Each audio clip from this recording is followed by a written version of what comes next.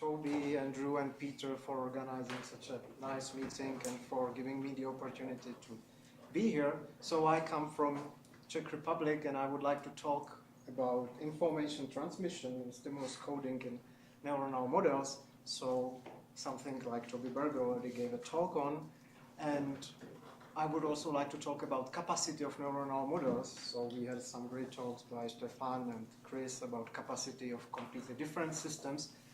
But I will use the capacity for a different purpose. And besides just talking about the capacity, I would like to talk about the source and also about the possibilities of channel of actually coding and decoding the information.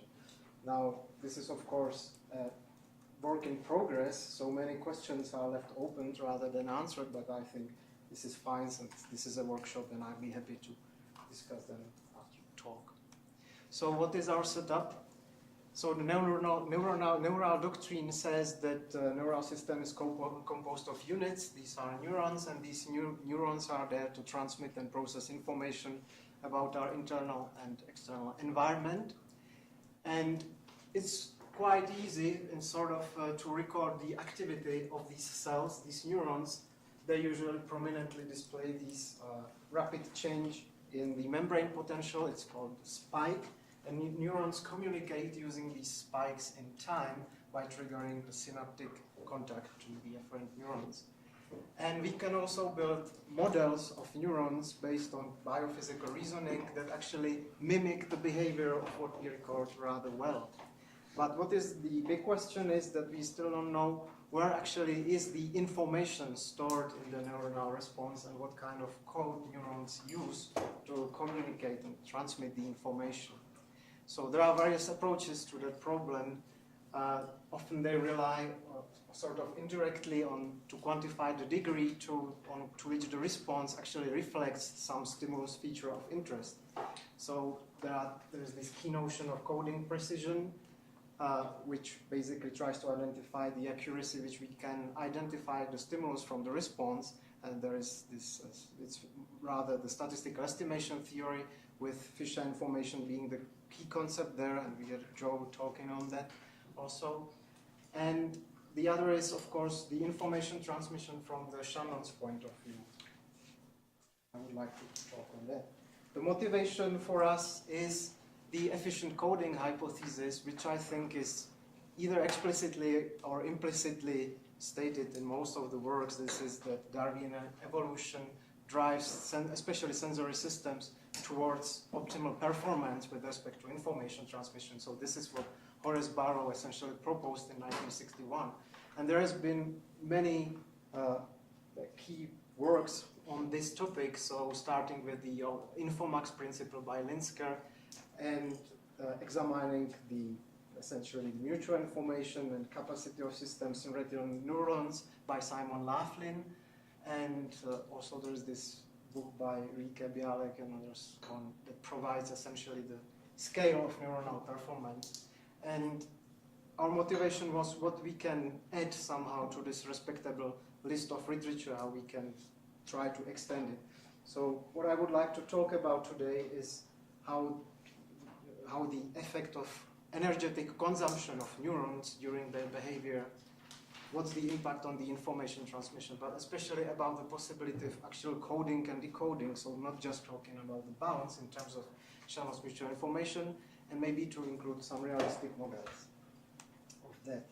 But first of all, I have this rather heuristic, but it's not that heuristic figure, which basically says that in statistical estimation theory and also in information theory, both of these theories give us the ultimate bounds which are achievable, and also converse, in the limits of when either the sample size of observations or the number of neurons or the block length of the code tends to infinity. So we basically have this information there, and we use it by calculating the information per observation or per channel use or something like that to quantify information which looks nice, it looks expected because it's per observation or per channel use, but it's still essentially an asymptotic quantity, even though it's divided in this way. So what I mean precisely is, for example, in the context of statistical estimation theory, we know that linear Gaussian estimation can be done such that the bound is achieved for every sample size, because in linear Gaussian estimation, sample mean is an efficient estimator. So in this case, Fisher information actually provides a good the achievable bound on, and the best bound also on the mean square error of the estimate. But if we try to estimate, for example, a parameter in non-exponential families, even though we are talking still about linear estimation problems, so for example, linear estimation problem mixtures, or strongly nonlinear estimation, then often the theoretical bound, the straight line, is not achievable at all, and there are some phenomena like the threshold effect, which essentially means that as there is some region of large n statistics where the performance of the estimator holds well to the bound, and then there is a critical region of sample sizes where actually the performance breaks down rather dramatically. The term threshold effect, as far as I know, has been coined by Shannon in his 1949 paper. And there are some tight bounds available in statistical estimation theory, which basically say what is achievable and what is not achievable in terms of mean square error. And definitely, in these cases, the straight line is not a good, can be achieved. But I will not talk about threshold effect today. What I would like to talk rather about is from the context of information theory. So actually, if we are interested in the performance of, for example, information transmission when the block length of the code is finite, then we have to give up on the requirement that the probability of decoding error can be arbitrarily small. So this is what Shannon theory says. So for finite block lengths, the decoding error is no longer arbitrarily small, but there are upper bounds on it. And in terms of this diagram, it's converted that if we, for example, fix probability of decoding error to some small number, but reasonably small number, we can calculate a guaranteed rate, information rate in bits per second, for example, or bits per channel use, which is achievable at that particular block length. It's an overbound, so usually we can do better. That's why this area is a different shade of gray. I don't know if you can see it. And from this point of view, we can communicate information about any source, provided that it's compressed at proper rate, with that particular probability of decoding error. Now, if we actually take into account the statistics of the source of the information into account, we can do somewhat better. This is called the joint source channel coding, where we can exploit, for example, the fact that the messages are not distributed uniformly, or that there is some natural redundancy in the source, and by properly adjusting the source and channel encoders, we can exploit this redundancy and do somewhat better. This has been shown by, for example, Gallagher and also by Chishar and others. But still, in this framework, we are talking about classical Shannon's setup, which means digital communication, in the sense that we are talking about communicating using code words, finite number of code words, and we are trying to estimate which code words were sent, and the rate is just the log of these number of these code words divided by the block length, or the duration. But I would like to talk about this special particular case where actually the performance, the ultimate performance, is achievable by a system which is not digital, by analog. And this is the uncoded transmission, or also it's known as source channel match. And this has been known to Shannon, then it's also mentioned in the textbook by Gallagher. And as far as I know, Toby Berger was the first to suggest that actually this kind of setup might be relevant to neuroscience because of not only analog scheme of communication, but also because of very low complexity in how you actually can retrieve the information without block codes. And then in 2003, there is this paper by Gaspar and others that gives the set of sufficient and necessary conditions for this match to occur. And I think I would like to give an example of what I mean Exactly. So what is this difference between a source channel separation, digital communication, and the completely analog system? So consider the standard setup that we have a source U which produces symbols at a rate 1 symbol per second. It's a Gaussian source with a proper variance, and it's equipped with a square error distortion. So what we want to do is to deliver this source to its destination with mean distortion which doesn't exceed some value d, which is parameter. And in order to do that, we use a channel which is a standard linear Gaussian channel, again working at 1 symbol per second with noise of that kind and a cost constraint which is the square of the input value. And basically we constrain the channel not to use on average more power than P. And if we approach this problem in a traditional way, then it means that we first have to do a lossy compression on this source in such a way that the distortion is not exceeded. So this is given by the rate distortion curve. So we are looking for the minimum amount of information we need to send in such a way that the distortion could not be exceeded.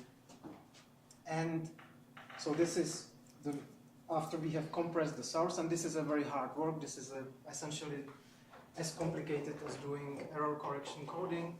And then we use this heavily processed source information to be transmitted over the channel using channel coding, and we know what is the formula for capacity of linear Gaussian channel.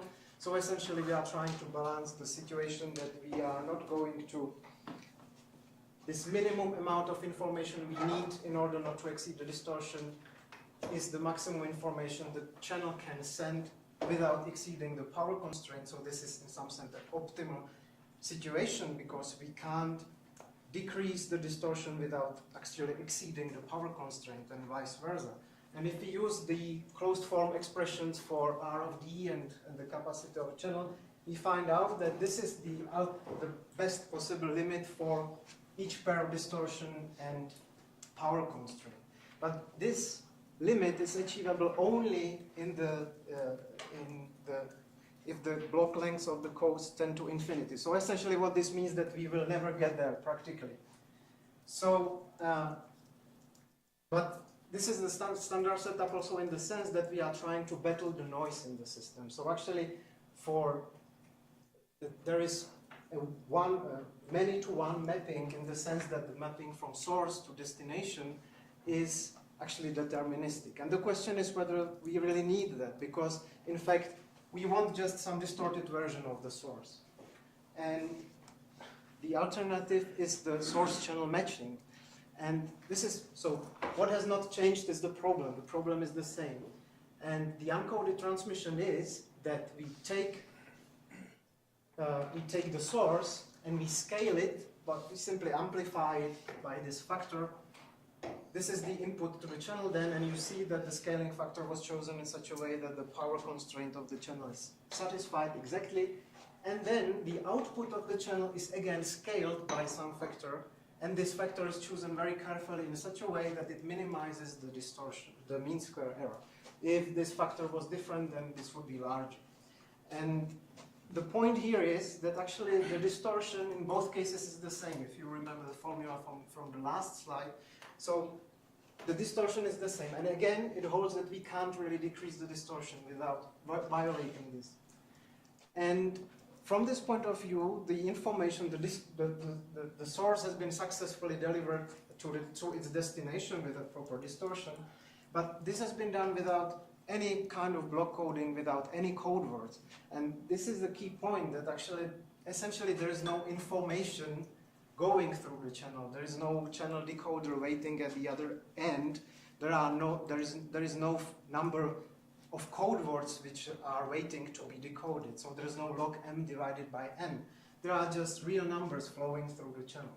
So this is in some sense very different and somehow doesn't really fit to this picture. But I think the proper interpretation is to say that this system is completely analog and is designed in such a way that it performs equivalently to a digital system in its asymptotic regime, in the optimal point. So what are the conditions to construct these kinds of source and channel matches? So we have a standard problem that we have a source with alphabet U and statistics distribution over it. We equip it with some distortion measure. Then the source is connected through the input through the channel with a transition probability which is there, and the channel has a cost function like this on its input. Then if the transducers from source to channel and from channel output to its destination is information lossless in this sense, so it means it's probably one-to-one mapping, and then these two conditions have to be satisfied. So this is a condition on the cost function of the channel, and this is the condition of the distortion measure. So essentially the distortion measure has to match the test channel of the problem.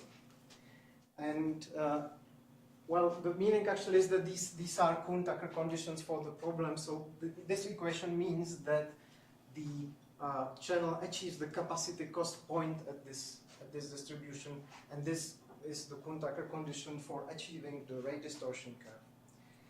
Now, in the neuronal context, and especially in the context I'm going to talk about, we seem to know very little about the input distribution, but we have much more information on the cost. So I will not use this equation. We will guarantee the achievement of the capacity by different means. So the question is whether this is relevant for neuronal or bio-like information processing, and for the reasons that I've already mentioned, I think it's definitely worth investigating. But the key problem is... Just to clarify, you've got U and V and X and Y, maybe you should just say what they represent. Okay. Because I think I missed it. Yeah, so U is the source. This is the source of information. Maybe go back a couple of slides. Yeah. I'm sure that's a lot. Yeah, so there's no connection between U. No, there's a V, connection. X, and Y There's a on the connection. slide. This is a general transducer. I It just can don't be. see any relationship between them. Yeah, so it's implicit there. Well, it's there. So basically, I just said it by words. What I mean is that there is a general transducer, a mapping, so that X is some function of U. And this formula guarantees that this function has to be one-to-one. It can be nonlinear, that's fine, but the mutual information between the source and destination has to be the same as the mutual information between channel input and channel output. So you can take here instead of U, here you can take a function of U and some function of V, and it will work. So when you go into the neural context, is the spike train? This is exactly what I want to talk about. A symbol like U, or an input like Precisely. Y, or what? Precisely. So this is here actually what does this represent, and this is actually the rest of the talk. How to interpret these measures and what they mean in neuronal context. So what we consider as channel input and source and destination. So now to our model. So we have a model of cortical excitatory neuron. It's a relatively detailed model. I don't have time to go into equations, but just by words, it's a Hodgkin-Huxley type of neuronal model which is extended. It contains spike frequency adaptation and all other fancy stuff. This was done by my collaborator Ryota Kobayashi, who is an expert neuronal modeler. So this kind of model is realistic in some sense, and there is no space for approximations or any compromises. So everything from now on is done by brutal numerical force. We can't solve even partially anything in a closed form. So what we consider here as the source, essentially, and because there will be a linear mapping in the end between source and channel input, so I can consider this as a channel input or the source, actually, because the channel input will equal the source in the end, and is the excitatory conductance, which enters the neuron through presynaptic activity of previous neurons. Now, the neuron itself consumes energy, and the unit of energy in the context of metabolism are ATP molecules. So in order to spike, to produce activity on the output and also to live, neuron consumes ATP molecules. And the response of the neuron is the spike range, which is a sequence of spikes. And classically in neuroscience, we often use what is called rate coding, which means that we count the number of spikes in a certain time window, for delta. And this is essentially the response. So it can be expressed as number of spike divided by delta, so it's in hertz. Alternatively, we can use temporal coding, just as Toby Berger did. And the model is stochastic in the sense that for some value of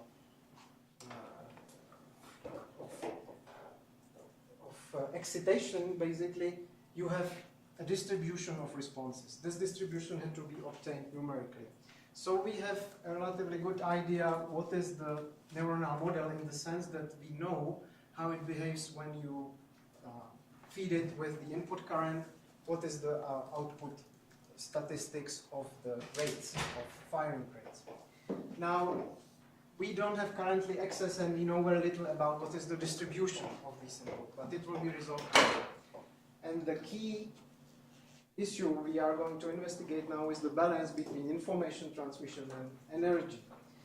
So in order to do that, we actually have much more information about the cost of what the neuron is doing rather than about its input. So basically the cost in terms of number of ATP molecules which are required is that for each given input, we count the number of spikes, and it has been shown empirically that actually the metabolic cost of a single spike is approximately constant. It doesn't depend on how fast the neuron is firing, approximately. Which is, so we have this linear relationship as a cost function for each input, for each excitatory current. We also did theoretical verification of this because you can actually estimate what is the flux, or what is the metabolic efficiency by considering the total sodium load with respect to the capacitive minimum of the membrane. And this was done again by real time. He found out that there is a very good relationship and only small corrections are needed with respect to this linear function. So for some expected, for some distribution over the input values, we have the induced expected cost of neuronal activity. Now, what we do is that we actually calculate numerically the capacity cost function for this kind of model. And the reason why we do it is, again, we want to avoid the block codes. This is what I want to say. So this should not be, don't get me wrong, this doesn't serve any purpose like trying to be in the Shannon's limit. We just want to see what is the input distribution which achieves the performance, the best possible performance for this kind of model. So this is a standard definition of the capacity cost function. It's the maximum information in this Shannon's asymptotic sense for the average metabolic cost not exceeding this selected value. And the unconstrained classical capacity is just by neglecting the cost effectively. And we are interested especially in the best trade-off between information and metabolic cost. This is what we call efficiency, but it's known as capacity per unit cost in information theory. So 1 over E in this way is the minimal cost of 1 bit of information. And if we do that, so here are the results for one particular instance of this neuronal model. So here we have the metabolic cost in terms of gigamolecules of giga ATP molecules consumed per second. And here we have the capacity in bits per second. So as you increase the cost, you finally reach the plateau. This is the capacity. So this is the value of capacity, slightly over 4 bits per second. This is the capacity achieving input distribution. It's discrete. And this is the capacity achieving output distribution. So, sorry, just to clarify, the input to the channel is the capacity, the excitatory capacity? Exactly, yeah, conductance. And is it, you're specifying a distribution, but is it changing every time step in an IID fashion, or is it following some random walk, or yeah, it's following constant, precisely. A good question. I unfortunately didn't have time to go into details, but it's that it follows a random walk. More precisely, it follows the Ornstein-Uhlenbeck random process. This is called point conductance model. It was developed by Desdexe and others, and it's you have a balance between excitation and inhibition. Both follow their own Ornstein-Uhlenbeck processes. And the parameters of these Ornstein-Uhlenbeck processes are fixed in the time window of interest. So basically, there is some... So when you're optimizing, I'm just wondering what you're optimizing about the ensemble. This is with respect to the mean value of this random walk. This is the parameter which is fixed during the epoch. then this Ornstein-Uhlenbeck big link essentially simulates the activity of the neurons at that particular mean value. And the inhibition and excitation can be either balanced or disbalanced. There are various theories how to approach that, and we actually used both. And we are also interested in the capacity per unit cost. So here, these are the numerical results. So here is the efficiency. This is the capacity of unit cost of this particular neuronal model.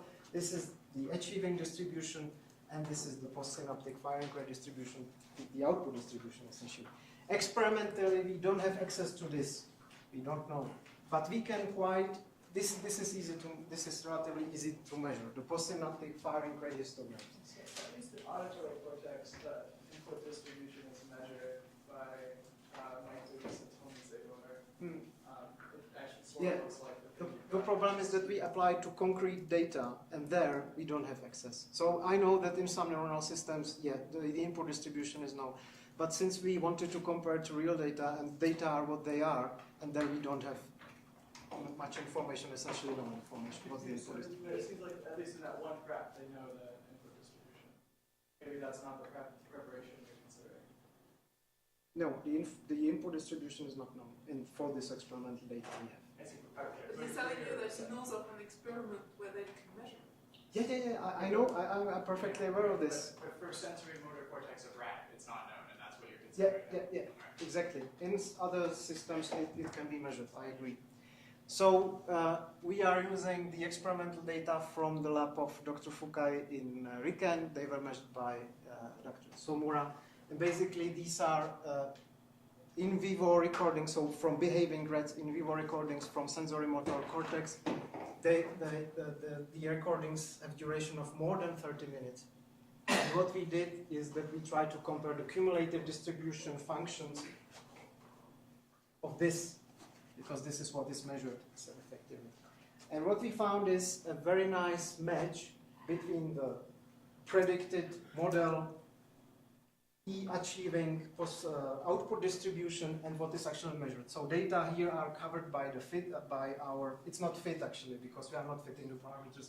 The model is in some sense fixed. It's not trying to fit an elephant with, So we have this and then slide for different cells. And what we found out is that we actually can explain the statistics, the postsynaptic firing rate histograms in vivo very well by this model, provided that the input distribution is actually achieving the capacity per unit cost point.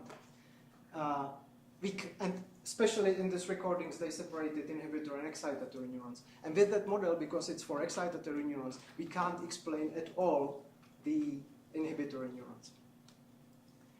Okay, and now getting back to the uncoded transmission. So now we have capacity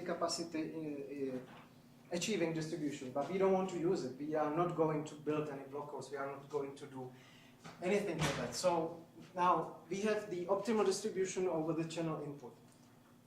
We assume that actually the channel input is directly the source. So the excitation is the source of information. And now what is the destination? So the output of the channel are the firing rates, but the firing rates are linearly proportional to the excitation which is fed to the postsynaptic neurons. But the problem is that we don't know the constant of proportionality. It depends on the type of connection. So for the time, I'm just going to assume it's linearly proportional. So nothing is going there, nothing too much fishy, like channel input and source are linearly related, channel output and destination are just linearly related. Now, the input distribution, optimal input distribution is discrete. This is completely unrealistic in this case. It's like, no, the true values are continuous. So what we are going to do is that we approximate this shape by a continuous log normal distribution. We fit it. And the reason why we do it with negligible loss is that actually, though this value is rather specific and you can numerically optimize for it nicely, the particular shape of the capacity achieving distribution is not so sensitive to perturbations. Actually, it's a concave problem anyway, but there is kind of plateau at the top. So you can, it's like in Gaussian channel, we know that the input distribution is Gaussian, but for any capacity minus epsilon, there is a discrete distribution which achieves it also. So we verified that by this fit, we actually incur a negligible loss on E. So the continuous distribution basically does the same as the proper discrete distribution, with the benefit that it's continuous. And there is completely negligible difference, of course, in the postsynaptic, in the output distribution. So we just approximate it with a continuous shape, but it doesn't change the postsynaptic distribution.